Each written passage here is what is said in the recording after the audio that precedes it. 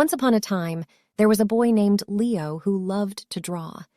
He had a special pencil that he used for all his drawings. He called it his magic pencil because whatever he drew with it came to life. One day, Leo decided to draw a spaceship. He used his magic pencil to make a big, shiny rocket with a window and a door. He was very proud of his drawing and wanted to see it fly. He opened the door and climbed inside the spaceship. He pressed a button and the engine started. The spaceship lifted off the ground and zoomed into the sky. Leo was amazed by the view. He saw clouds, birds, and airplanes. He saw the sun, the moon, and the stars. He saw planets, asteroids, and comets. He had so much fun exploring the space that he forgot about the time. He looked at his watch and realized that it was getting late. He wanted to go back home before his parents got worried. He turned the spaceship around and headed towards Earth. But as he got closer, he noticed something strange. His house was gone. In fact, his whole town was gone. There was nothing but a big, empty field. Leo was confused and scared.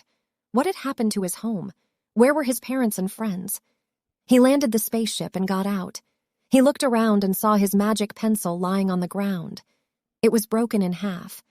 He realized that his magic pencil had erased everything he had drawn before.